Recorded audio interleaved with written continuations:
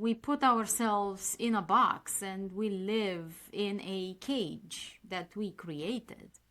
And we don't realize, a lot of us, that we have the responsibility and the capacity to open and break down that cage because we created it in the first place. Yeah, and I think what you're talking about is it's a hard concept for people to understand because we've been taught to compartmentalize. We've been taught to not be emotional or not show certain things. And so we have so much history and examples of how that is the key as opposed to what we're trying to show the world now, which is that actually compartmentalization doesn't work and it keeps us constricted and it keeps us in our boxes.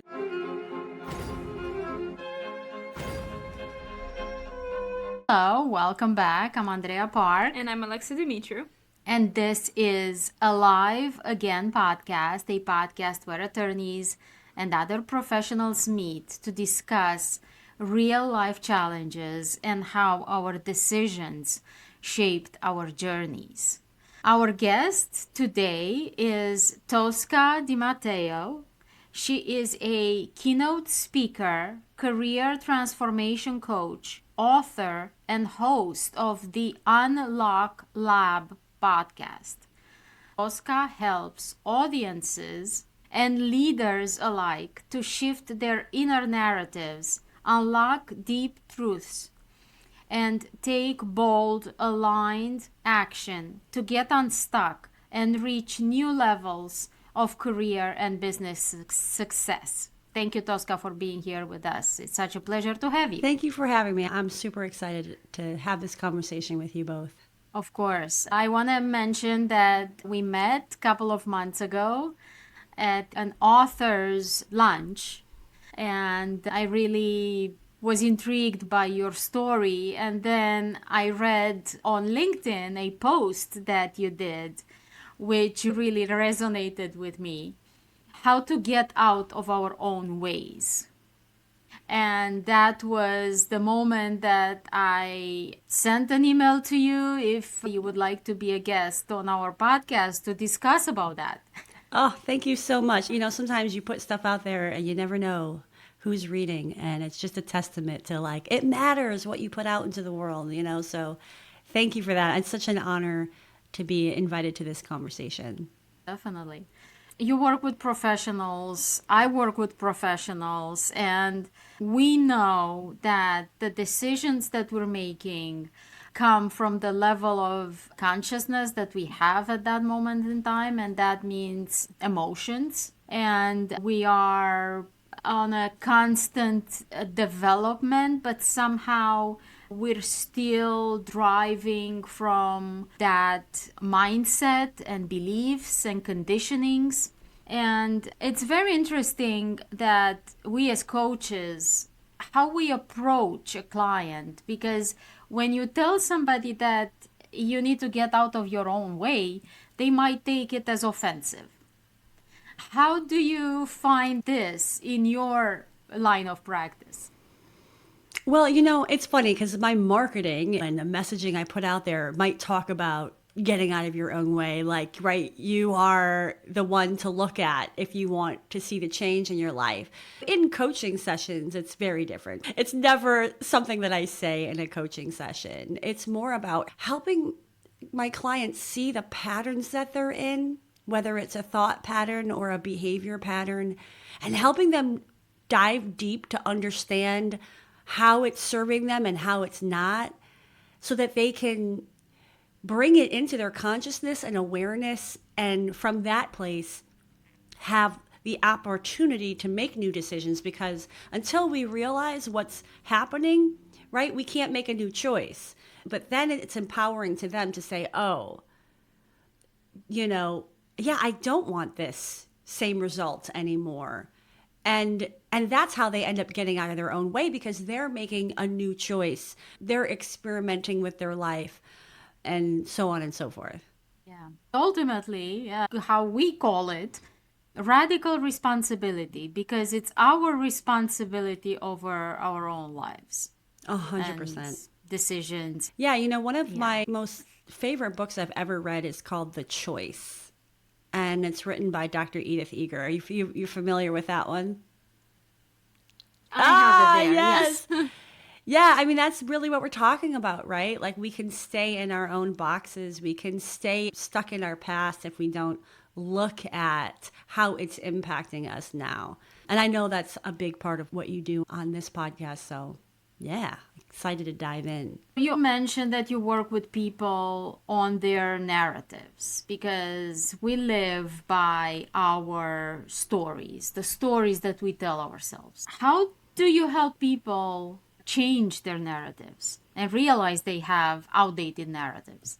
I think a big part of it is helping them see what they're saying and the lens with which they're looking at their story, and those narratives can be the ones that they're telling themselves or the ones that they're externalizing in terms of how they're talking about themselves. So a big part of the process is helping them see that actually, no matter what they're saying externally, what really matters is what they're saying to themselves internally about their narrative, because it will come out one way or another, right? Energetically, or right, it will come out as people won't trust the narrative because they're sensing there's something incongruent or something not authentic or not real. So anytime we're changing our external narrative, it always starts with, well, what are we saying to ourselves about it? Do we believe it? Where is it coming from? Where is the energetic place it's coming from? Is it coming from a place of optimism? Is it coming from a place of there's actually shame in that story? And then we can unpack that, which allows us to get to a place where we're telling the most empowered version of our story, the truth that we can feel good about and honor in that. You had success in your life. I had success in my life, but and so many people that we work with. But it's super interesting to realize that we all have a different version of what success means to each and every one of us. How do you see in your line of work how success plays in people's lives? Yeah, you bring up a great point, right? Which is, how do we see success? Which starts with like how we actually define success. And a lot of folks don't stop and actually ask, what does success look like for me? Because what's often happening is we're just operating on conditioned ideas of what success looks like, or we're adopting other people's definitions of success, and we may not even realize it. I think what your question was like, how do we start to unpack this? Which the very first step is to say, look, if you're operating on somebody else's definition of success, then you likely don't feel successful, because that's probably not how you're defining it. And so it can be a very confusing thing, because we may be getting all the promotions, getting all the accolades, but we still feel empty inside. And that's often because actually we're not getting what we want. We're not actually achieving, however we define it, what will make us feel good. Does that kind of answer your question? Yeah, you define my situation, and I'm sure that a lot of other people's. Yeah, I was a successful attorney by the image of how I grew up with what success means. My parents were successful in their own ways. And I grew up with the idea that success means titles and having possessions and accomplishments and accolades and all of those things. And I worked very, very hard towards those things. And when I had everything and I thought that I did everything right, I was empty. And I found myself without any kind of sense of success. Yeah, it's a really hard place to be. And how do you even start that in your journey of unpacking that for yourself? Right now, I work with awareness, but back then I didn't see the signs. that were flashing all over the place around me. Couldn't stop and think. Yeah, I didn't allow my intuition. I didn't allow any inner nudges. I was looking only on the outside things that were around me. And until I got to prison where I didn't have anything and nowhere to look outside for, I was forced to look inside and to find that true happiness and joy and success inside. And so much of what's going on in social media and the ability to see what everybody else is doing makes that process even harder of saying, well, looking at self. So yeah, it's almost not a surprise that it took such a dramatic thing, because I think that's what it takes for a lot of people, such a dramatic experience or moment or environment or what have you, to actually dig deep inside and not look to the external for the answers. Adversely, is it possible to feel successful all the time but still strive for more? I think humans are wired for striving. Like it's a survival mechanism, right? That we just apply in a different way now that we don't have, bears and whatnot threatening us. And yes, I think that idea of, hey, yes, I do feel successful and I want more is absolutely possible. And I think that's what a lot of people feel. I would maybe argue that the opportunity in that is to allow yourself to sit in that successful feeling and be content with that for like a hot minute, to actually feel it and absorb it. Because if we're not able to live in the moment, we're not able to appreciate the moment. And then we're living not in the present moment, but we're living in the future. And that's also a very difficult place to be. So it kind of depends on how you're feeling in that moment of, am I actually allowing myself to feel successful and continue to raise the bar? Or am I just raising the bar and not letting myself feel the wins because it's never enough? And those are very different things and sometimes can be hard. Fine line. Yeah. And what I teach is I ask people to find their why. Why do you want to be successful? Do you want to be successful because of your own joys of helping people or of achieving something? Or do you want to be successful from the fear of not having enough or not being seen from the outside? The society believes that you're not successful. The image, how is that image of success? Where is that image of success created from? Is it created from fear and lack, or is it created from joy and what you bring with your success to the world? Yeah, and I don't know if you have this experience with your clients, but I feel like a lot of times it's hard for folks to access their true definition of success. Oh, yeah. It's like be unnerving to say, oh, what do I want? That can be a process of just awakening to, hey, you get to decide what that is.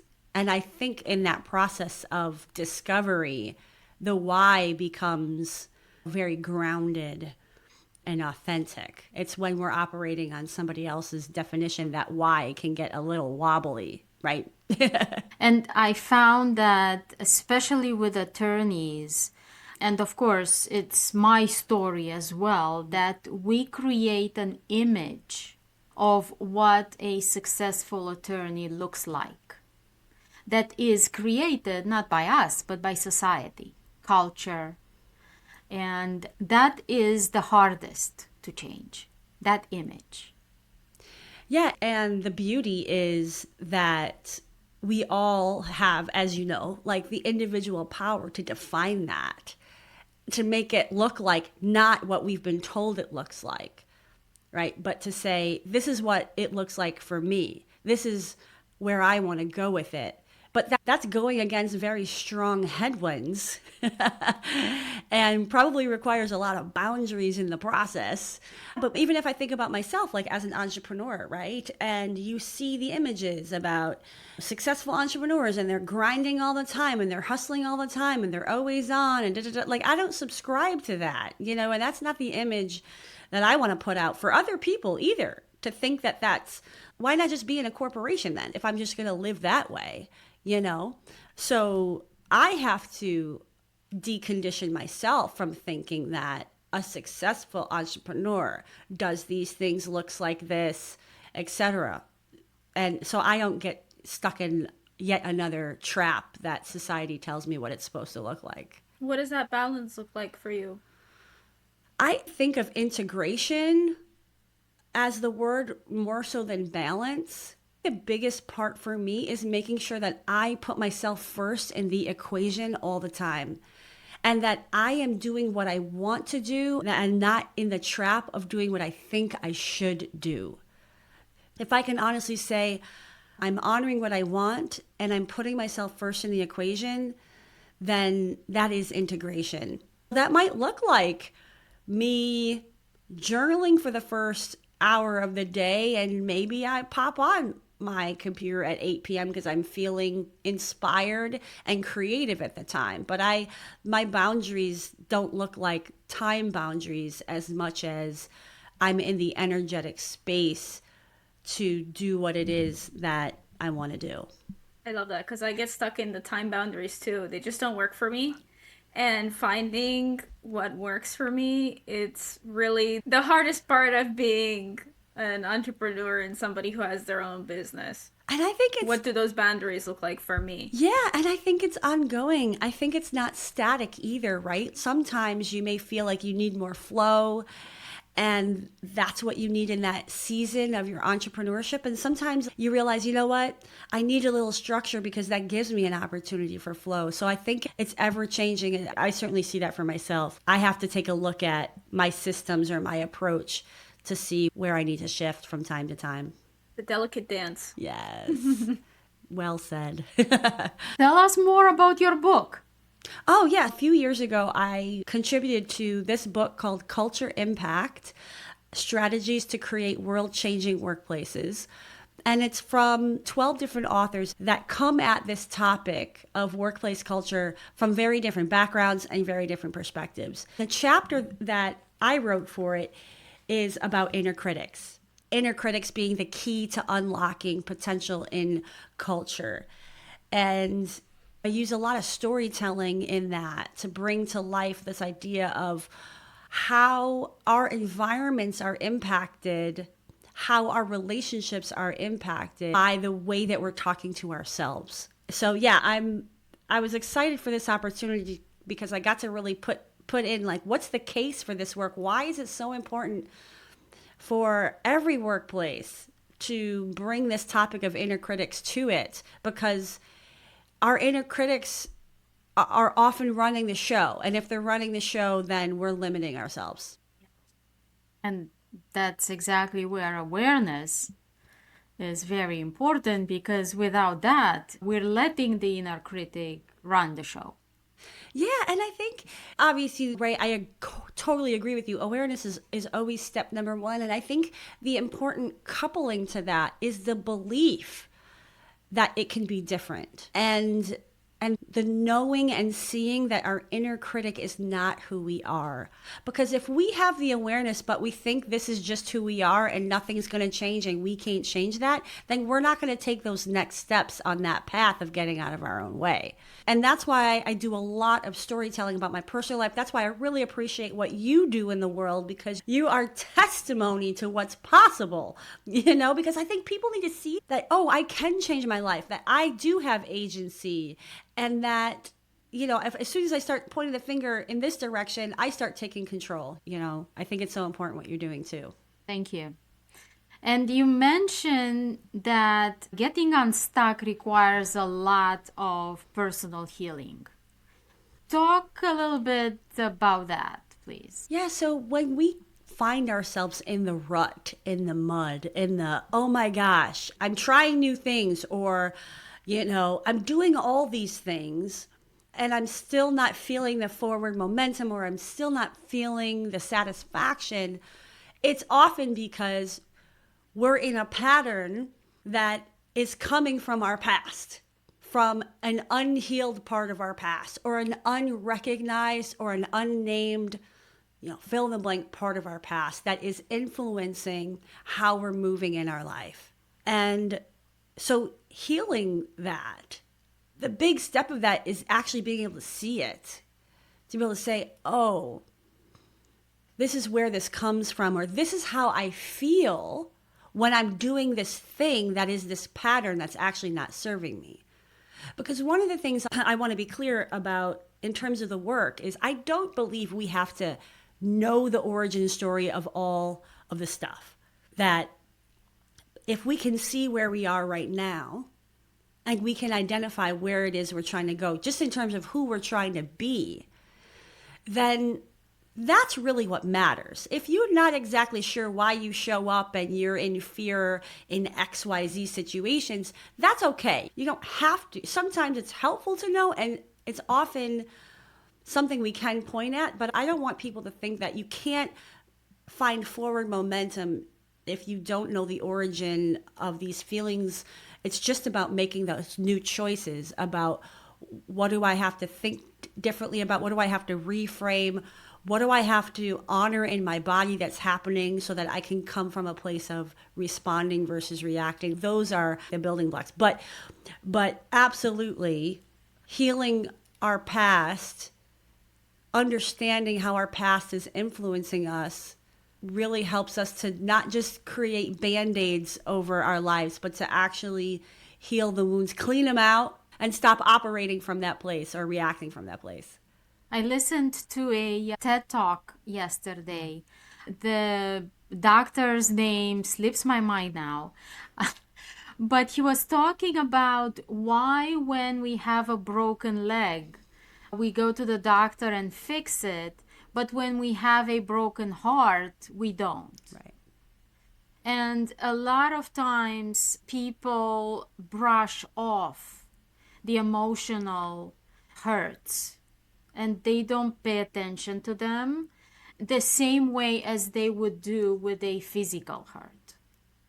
Yeah, I think unfortunately our society has not evolved to the place where we value, mental health, we value coaches, we value support at this level. Now, there are in some professions, right? It's, of course you have a coach, you're an athlete, right? And there's even awareness that the coach for the athlete isn't just physical, it's also mental. But that type of thinking, that kind of baseline, like needs being met, hasn't translated yet from a universal understanding and a universal acceptance that we need support to move through our emotional pain, our wounds, because doing it on our own, is a whole lot harder and it actually takes a lot more time versus somebody that can hold space for you, help you to see it, help you to understand it and name it. And it's exciting, the age that we're in. I think the benefit of where we are is that so much information has been democratized and accessible to help people to look deeply at those emotional elements of their life so that they can suffer less. Yeah. And we spoke a lot on the podcast about self-worth. And a lot of people think of wanting more, or it's not important to talk about my emotions. I think it's an issue of self-worth. That we are worth to have everything, to have health and wealth and love and a good relationship and a good job. I don't think we as human beings and society believe that we're worth to have it all. Yeah, I think worthiness is a huge underlying wound that a lot of people have. Like present company included, right? Me too. Immune. Yeah. And I think also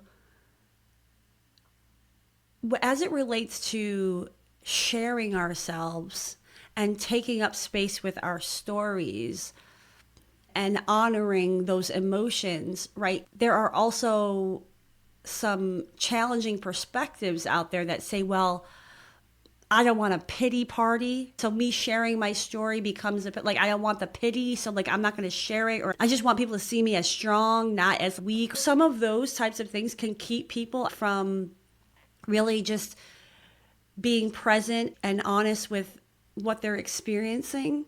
That is one way that we stay small and we hide and we keep our potential small.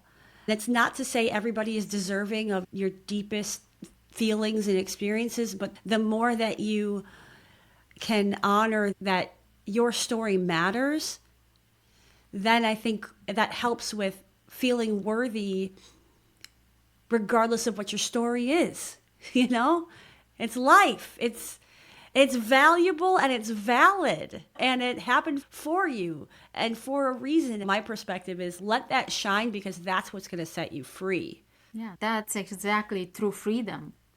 Because we believe we are free, but in the same time, we live out of conditionings, of backstories, of back experiences. And that's not freedom. We put ourselves in a box and we live in a cage that we created. And we don't realize, a lot of us, that we have the responsibility and the capacity to open and break down that cage because we created it in the first place. Yeah, and I think what you're talking about is it's a hard concept for people to understand, because we've been taught to compartmentalize, right? We've been taught to not be emotional or not show certain things. And so we have, we have so much history and examples of how that is the key as opposed to what we're trying to show the world now, right? Which is that actually compartmentalization is not working, doesn't work, and it keeps us constricted and it keeps us in our boxes. So yeah, 100%. So it's hard for people to understand, wait, how is this? How is vulnerability? How is, me sharing what's going on in my personal life and my work life? How is that actually helping me and not hurting me? We have to experiment with that. I think that's one of the concepts I share a lot in my work, which is experimenting with new ways of being so that we can get the evidence that actually more magic is possible if we go that route. And then that builds the confidence that, oh, okay, maybe this is a good thing. Maybe this is helpful for not just me, but for other people. But we have to be willing to try to see what else is possible. You use the word magic and magical. What exactly do you mean by that? Ooh, what a great question. I think what I see as magic is a bit of the unexpected. To me, magic is something that becomes possible when we stop trying to control, when we honor our intuition, when we honor what we actually want, when we honor our truth, what's authentic for us.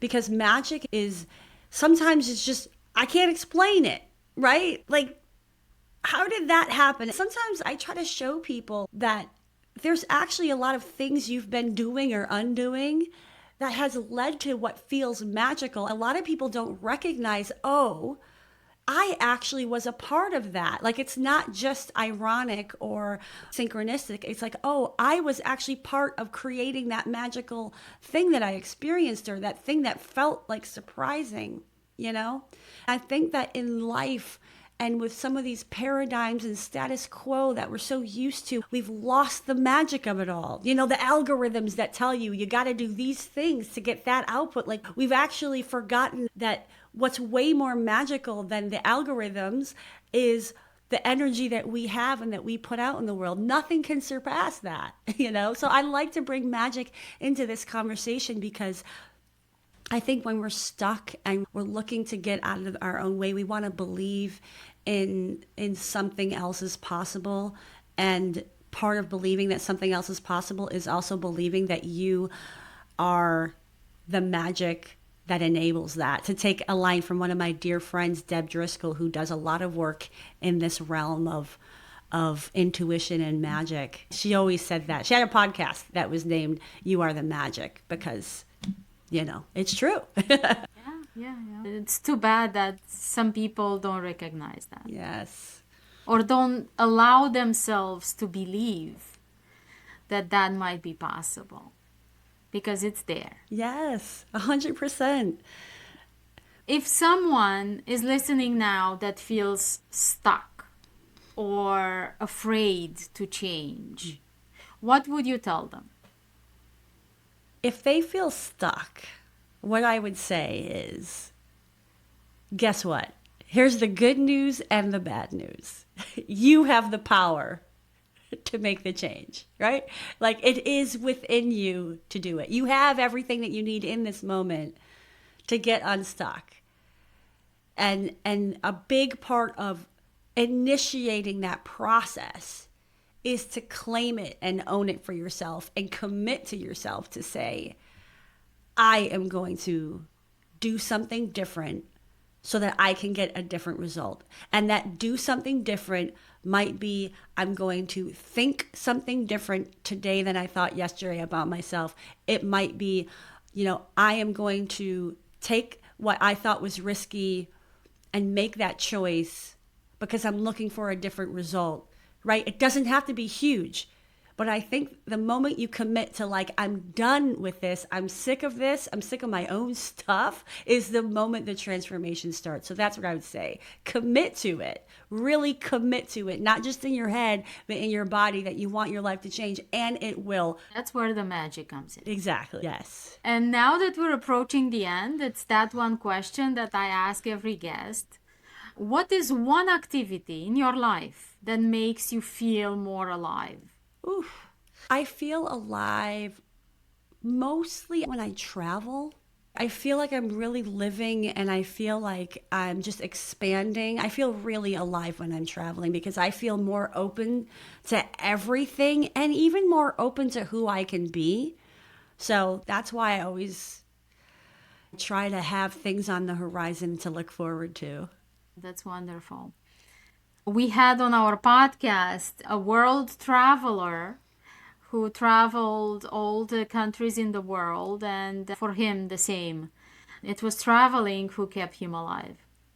Yeah, that's so beautiful. #dreams, right? What's awesome is I was just interviewing someone on my podcast that I met while I was traveling in Italy recently. And that just fills my heart with so much joy to say, oh my gosh, I get to continue this relationship in this way and bring his thoughts to the world and create new imprints on people for this work, that we're doing. And I love that because I think this work that you're doing and that I'm doing is about planting new seeds so that people find their way to selecting those seeds that will help them grow. So, cheers and thank you for the opportunity to plant some seeds today. Thank you so much. It was such a pleasure to have this conversation with you. And I look forward to seeing you at the next author luncheons that we're having. Yes, I look forward to seeing you there. And who knows where else our cross will pass now that we've created some magic. For our listeners, thank you very much for listening. For more conversations and more guests, please subscribe and follow us. We'll see you next week.